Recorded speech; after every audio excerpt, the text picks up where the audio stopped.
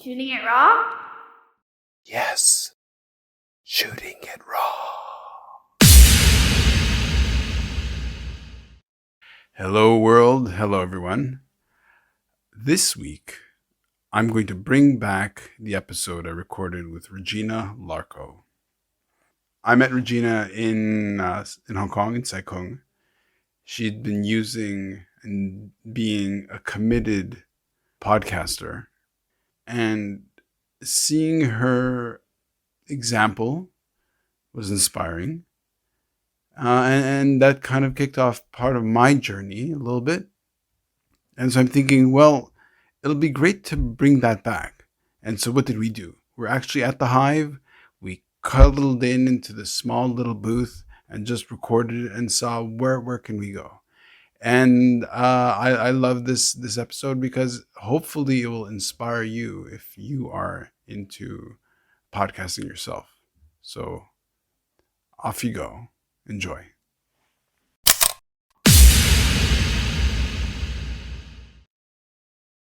Okay, so Regina Larko, thank you for joining me.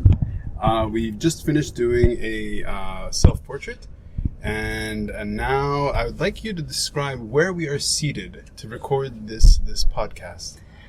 We are in a little booth, a little hatch, all the way in Sai Kung, Hong Kong. Very good. It is a phone booth, I would say, in the Hive in Sai Kung.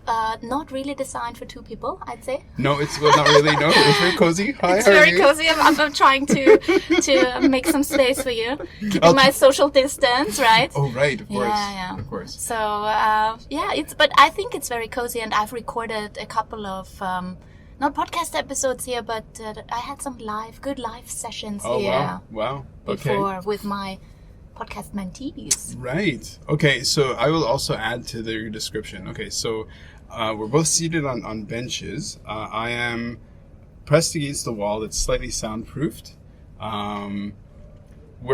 It's less than a square meter, right? So it's less than 3 feet by 3 feet by 3 feet. So we're cramped. And I'll post the photo on the website as well because it's just too funny. But at least we know the sound is good. Yeah, I'd say it's much better than the other room, actually. Yeah. Well, I don't think you need to whisper. I don't think you'll offend the room if you whisper. Yeah. Even if it hears us. I don't want to offend the other meeting room over there, but there is a pretty bad echo over there. So yes, I'm happy we are in here. Yeah, it's quite warm, and it might get warmer. But we both showered. We both brushed our teeth. We both chewed gum, and I've invited you onto the podcast. So, thank you for joining me. Thank you for having me. It's such an honor, and I have to say I'm just so excited for you. I remember when you were talking about your podcast idea, and now look at you. You're already up double-digit episodes, I know. Trending on Apple podcast charts. Is that it? Or whatever. Yeah. So, okay. So just congratulations to you, and what an honor to be invited. Thank you. Danke. Okay, so let's look at the first. What we'll do is we'll talk about the 3 photos. If you need to step out to get some air because it's quite hot and still. I think it's fine here because I'm here by the door, and actually it's slightly open, so we have some airflow coming in. Nice.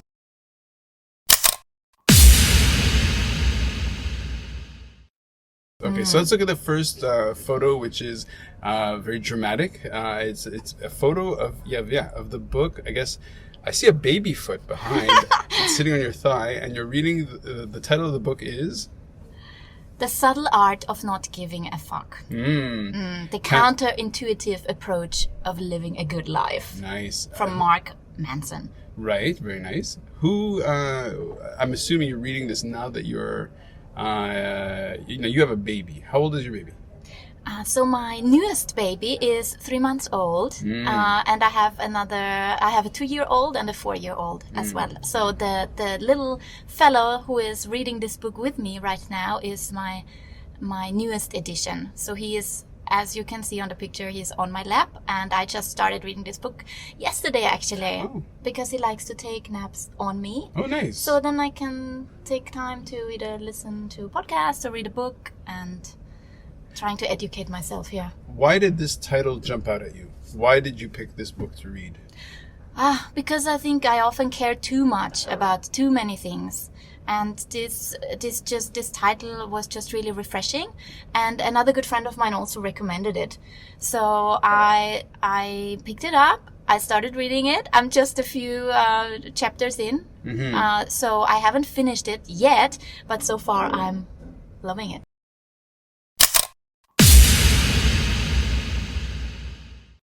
Right. Is the next photo a sort of a shot of that book from inside that book? So that's actually another book Okay. that I've already finished. So the last 2 weeks have been really reading intense for me, because usually my preferred choice of medium would be podcasts. I listen to so many podcasts, but recently I found it really refreshing also to get back into reading. Okay. And that is from another book from Marie Forleo, Everything is Figure-outable. Okay. Another awesome title. And I just loved that drawing she did there.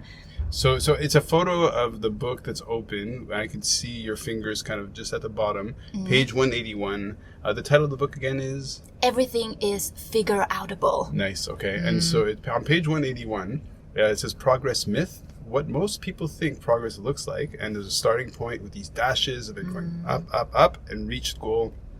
But progress reality, according to this chart, is what progress really looks like, is this squiggly line that goes all over the place to reach your goal.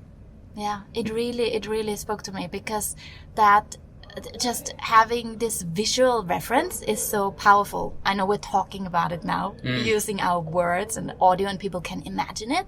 But there was something about that particular drawing that really spoke to me, because I know this already. Yeah. I think everyone knows that already. Yeah. It's not just It's chaos. It's chaos. But when you actually see the lines drawn in this chaos, it's so actually refreshing, and also it makes me feel calm.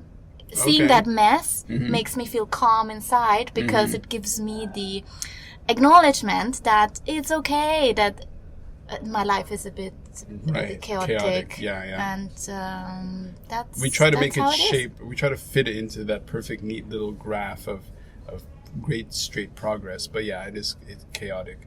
So let's move back to the subtle art of not giving a fuck, which is I've read the book. Have you read the book? Yes. Yeah. Yes. Did you like it? Yeah, I thought it was inspiring in many ways. Yeah. What so far do you remember of the book that's fresh, that you think that makes sense to me? That first idea is just the first chapter says don't try, and that really spoke to me, because I just read this other book where everything is figure-outable, where it says try, try, make your dreams come true. You got it in you, and all that. So I loved this. I think the books both try to achieve the same thing, but with different words. Right. And that kind of, because it was so in contrast to that other book I just read, I loved it. But when you read then the chapter, it's not about that you should not try to live your dreams, but you should just not try to be someone you are not. Right. And that's what I loved about it. Don't try to please everyone. Don't try to pretend to be somewhere where you are not just yet, but just be authentic with and vulnerable. Yeah. Telling other people or showing as well, like, this is where I'm at, and it's as we're recording this, I find it really a funny way of recording a podcast, because we're sitting on a bus. Imagine we're sitting on a bus. We can't even look at each other. We're not even looking at each other. It's like we're commuting in this very packed bus. It's kind of warm, and we're just kind of looking at the scene in front of us, which is really maybe it's like being in an aquarium more than a bus. But we're right now looking at these photos. So, subtle art of not giving a fuck on the left. And in the middle, it's this two charts showing progress myths versus progress reality. And then there's an image which is just so sweet.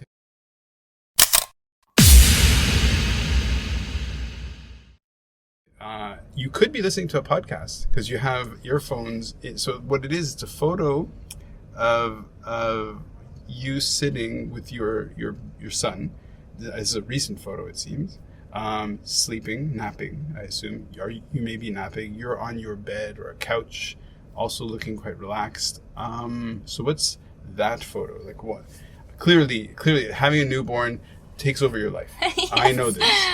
And now you're coming out of the... I'm coming out of the boot bubble. camp. I mean, yeah, you know, for a short while I said, like, I'm on a schedule, right? I have to get back and feed that baby again.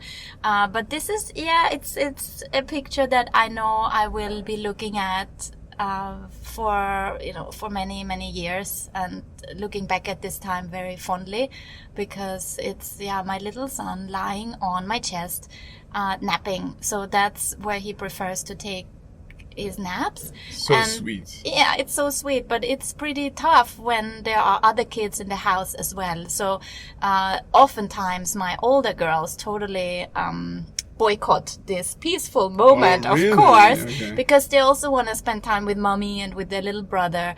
But there we had a moment where it was really just us. So I actually wanted to capture it. I'm not really sleeping. I'm totally taking a selfie here. This was no other. It's contrived. It's totally staged. But I was in that moment. But I knew I wanted to have this as a reminder for myself. There are a few minutes here and there a day where I can allow myself to just do nothing. And yes, I have my earplugs in, because usually that's also how I relax when I can't really sleep, but I could still listen to something, a nice relaxing podcast that inspires me. I feel that too. That's something I've been doing as well. So we met at the Hive. So when we met, we weren't really in this booth. We met at the Hive, and when I first heard about you or met you, people were just like, "Oh yeah, Regina Larko is doing a podcast," and I was like, "Okay." And then I wanted to start finding out some more about it, and then you're the one who kind of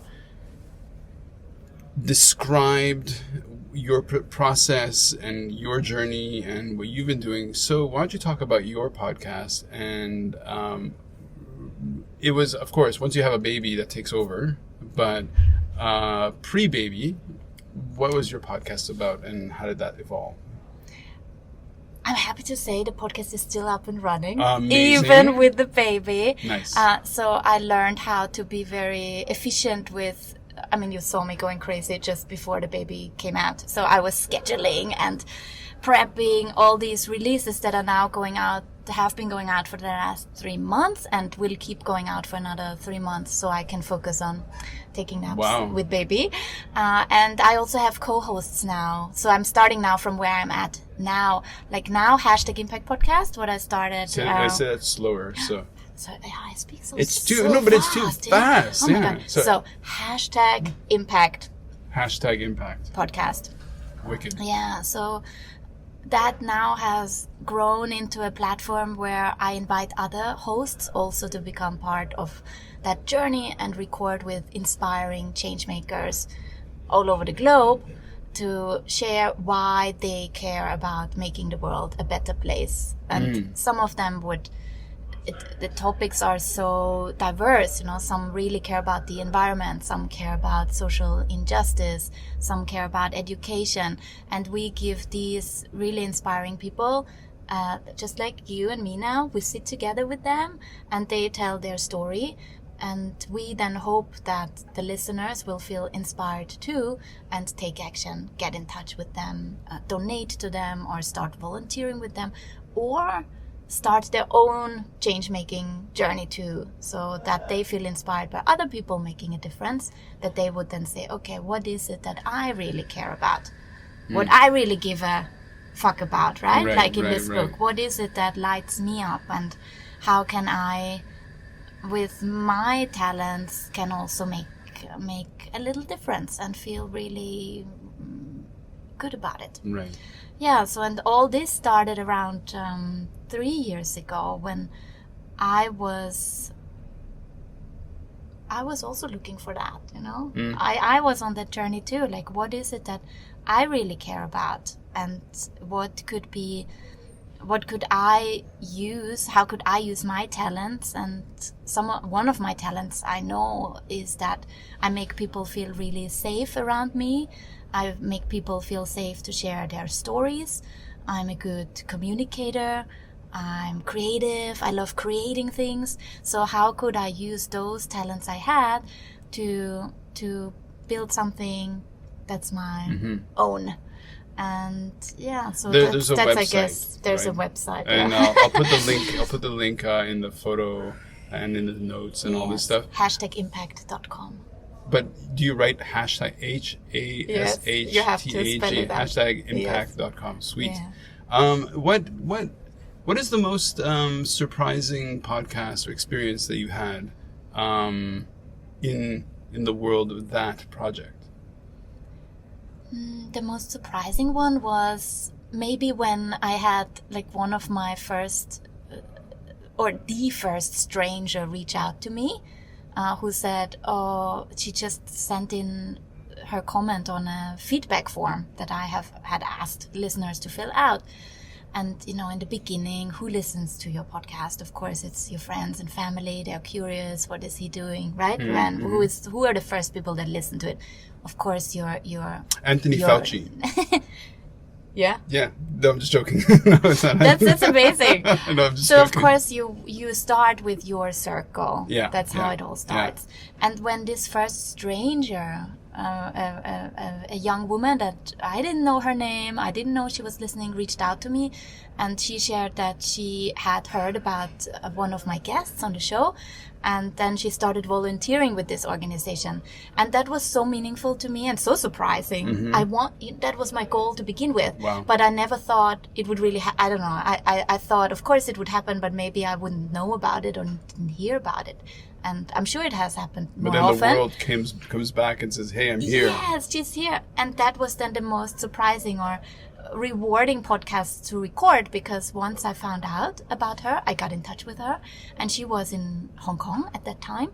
And I said, can we meet for coffee? And actually, can I record Nice. with you?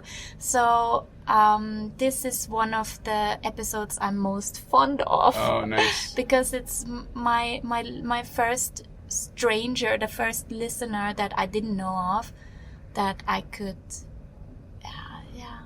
capture on the show as well. And I will re-air that episode coming up in a few weeks. Oh, wicked. On #impact. Nice. So let's look at that, in the middle photo of, its starting point, goal reached, the sort of progress reality of what progress actually looks like, being all chaotic and whatever. As you're creating #impact, it's chaotic. And sometimes you're like, why am I doing this? Or you question, is there validity to it?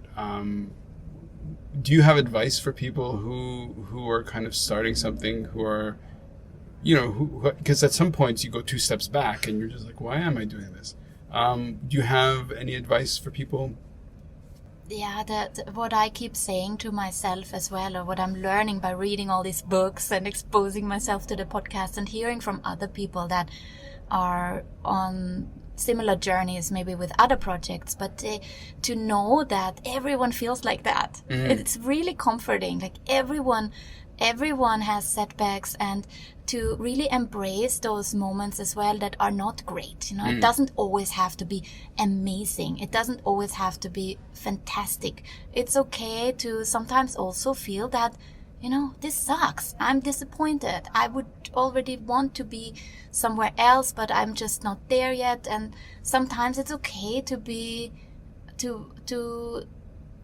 not be where you think you want to be, but rather be okay with where you are at right now, and be kind to yourself. Be kind to yourself and the emotions that you might feel around it and around the mess, and baby steps. Right. Well, when I was running Shark Rescue, on the one hand, I would consciously do my best to try to raise as much awareness of it. And then sometimes, for no reason that I could anticipate or even understand or decode, something crazy would happen where it would get noticed, and you all of a sudden I'd get a message from somebody in Mexico saying, you're Don Tiburon, like Mr. Shark. And I was just like, where is this coming from? And in a way, it's kind of like what you described with the person who reached out. You didn't anticipate that. And anticipated, it was like, oh wow, it does certainly uplift you, right? Definitely. So another, maybe I can add on to that as well, like these moments that are so uplifting, I collect them. I have a folder on my desktop where it's called #Impact is making an impact. And whatever project you are working on, I really encourage you to do that too.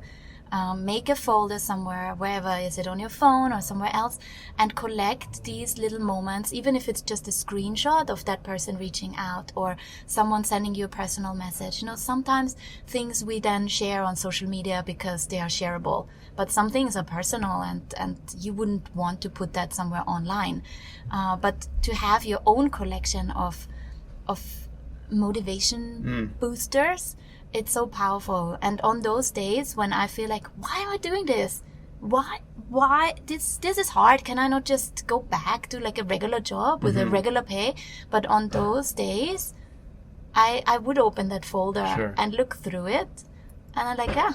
Well, let me talk about something that feeds that. Okay, so in my day job, in my regular job, I'm a consultant, and I help business people, and my main client, he was a co-founder of DHL, so the big company.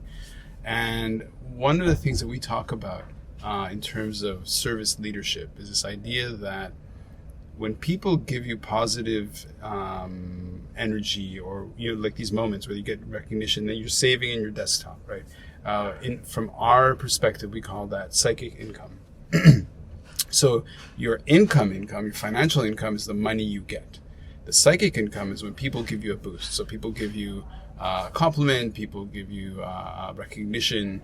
And in a way, the psychic income is, you can just ignore it, but that's like tearing up a check. That's like, as you do by putting it in your folder, it's kind of like something you go back to if you're feeling down or whatever, to kind of uplift you, right? So that's it's just another way of talking about doing that. And it's great advice. It's really good advice. What's the next big project for #Impact? What I'm really excited about is that I now teach others how to start their own impactful podcast as well. So that's something I've launched just before I went on maternity leave. I just put it out there. Launch before you're ready, right? I put out a product. Like now that, of course, I want to generate revenue from my work as well. At first, I only started #Impact as a passion project, to be honest. But after a while, I realized that there is something there. There's something that is of value to others as well. Not just inspiration, but people reached out and wanted to learn how to run their own podcast. I started consulting, teaching at some schools here, and I thought it would be really great if I could put all this together, all my resources and all my knowledge in an online product that people can access whenever they want, and that I can then have up and running on my website, right? Even when I'm breastfeeding my baby. Right. So now I have mentees run through my program while I'm feeding my baby. But then after I come back from my maternity leave, I then also work with them one-on-one through coaching calls. Okay, so you're doing actually online as well as coaching, training courses on how to run podcasts and other platforms, or just podcasting? It's focused on podcasting right now. It might expand, in the future. I see a lot of potential for taking it other places as well.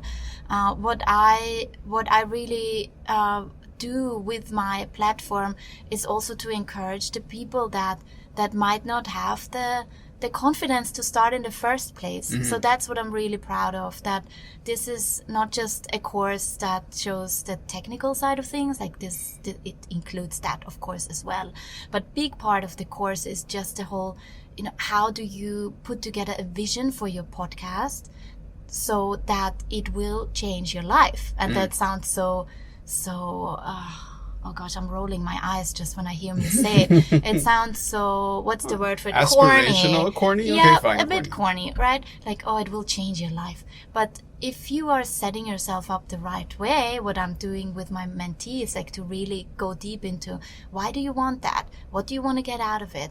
How can you put those goals also down? It will be a messy process, and you take some turns till you actually reach that goal. But if you're really clear from the beginning, then you set yourself up for success. And that excites me when I see people that have started with me and that are not only are they launching quicker, or it's not about being quick or not, that sounds strange, but they're actually doing it. They're going through with it, because a lot of people, they say they're gonna do it, and then 5 years later they have still not done it. But that they keep going, I think that's something as well. Like you might start something, you invest a lot of time, but where it really shows that it will make an impact on your life and on the people that you feature, the community that you serve, is when you're in it for the long run and you're doing this for years. Sure, yeah, definitely persistence is huge. It's a major part of it. So one of the things that I noticed when we met was that you were extremely generous. So, we didn't really know each other. We just sort of see each other in this shared workspace, and I'm Mr. Friendly, so I talk to everybody, and I was talking to you, and then I found out about your podcast and #impact. And you were just, I'll give you advice. I'll talk to you about it. And you were extremely positive. And that was part of, I went into the world and I said, maybe I'll do a podcast. And then you were just like, your response was, oh yes. And that helped inspire me to keep actually going. Makes me so happy to hear that. No, of course. It's huge. Because Shooting It Raw is essentially about communication, and before doing what you're doing now, you were in communication. Your work was in marketing, communication. What kind of work were you doing? Yeah, I was doing something completely different. I guess in some kind it was communication as well. Everything I did was always communication. My career started out in sales. I was selling sponsorship packages for a Finnish event company. Wasn't too rewarding, but still I had to negotiate and communicate. But then my second job, I would say, was really defining for me, because I found work that related back to my studies. So that was super meaningful for me. I studied China studies in Vienna and in Beijing, and then I started working with a German think tank based in Shanghai, and later I moved to Beijing as well, working for them there, to work on international relations and China-German relations, because it was a German think tank, so there was a lot of studies I had to do, research I had to do on China's role in the world, how can we understand China better, and organizing delegation visits for German politicians when they were coming to China. And that was very, very, how can I define it? It was so great learning. It was so great learning because I was constantly out of my comfort zone. I think that was good. I had a really great, very inspiring boss who was much older. So I think it was interesting to work with someone who was so close to retirement, a whole different kind of generation, I think. Right. He didn't even know how to, I had to help him write emails, and all these tech things was so not his cup of tea. But what was really great with him was that he was a great mentor, because he would take me to all these meetings as well. Nice. Even when there would be where I would feel like, do I belong at the table? Right. And he would always make sure there was a seat for me at the table. Mostly with, just a group of male politicians, all in their 40s, 50s, or 60s even. And then there was me. This sounds a lot like my job. Going with Po Chung to all these meetings, and they're all like business leaders or political leaders, and you're at the table, and you're like, okay, well, what can I soak up and what can I learn? Yeah, that's quite interesting. Let's look at it from the terms of visual communication, right? So I'm running a podcast essentially centered around this idea of photography, right? So first we talk about images, but podcasting is definitely auditory. If I were to ask you, why do you think podcasting as an auditory experience is getting more popular, is popular, has power? How would you answer that? Like, why podcasting and not actually shooting videos of yourself? Because when you tell a story just using audio and you have someone listening on the other end, like that listener that is now listening to our conversation, they are in here with us. This person is in here with us in this booth, sweating and feeling like they're really part of that conversation and of that story. I think that there is science behind that as well, where they're now saying that how powerful it is with ads, for example, in podcasts, how much better that works when the host is reading out a commercial than if someone would just see a video a pop-up ad on a YouTube video, for example. And the reason for that is because there is this intimacy of someone just listening, and they are imagining, they're not here with us right now. For everyone that's listening, that book title or that graph that we talked about before, about the progress myth, or me lying on my bed with my baby on my chest, or how we look. People that are listening, they are imagining now. Maybe they know you, so they're like, Rand looks like that, I know, but what is he wearing today? What color of hair does Regina have? Well, we cannot stop our brains from imagining a reality that we only hear. But the powerful thing, we imagining it as we want. And that's why it's in us, and that's why it's so intimate, and that's why it's so powerful, and that's why it's also so much more it doesn't discriminate as much as a picture would. So if you only listen to someone's voice, you don't know how they look, and you don't get distracted by the red lipstick I'm wearing today, and thinking like, I actually don't like red lipstick that much. Why is she wearing that? It's not as distracting. And they're absolutely true. And it's absolutely right that podcasting, there is something quite intimate about getting just the voice and being sort of taken on a journey, because in a sense, it's your attention follows the pace of the person's speech, and it follows the narrative of what we're kind of unfolding. And in a way, we don't even know where we're going, right? I have no idea where we're going. Where are we going? I have no idea. Well, where are we going next? It's like we're sitting in a bus, like emotion, but it's like we're traveling, it's kind of like, okay, we're commuting to And in that sense, it's also more authentic.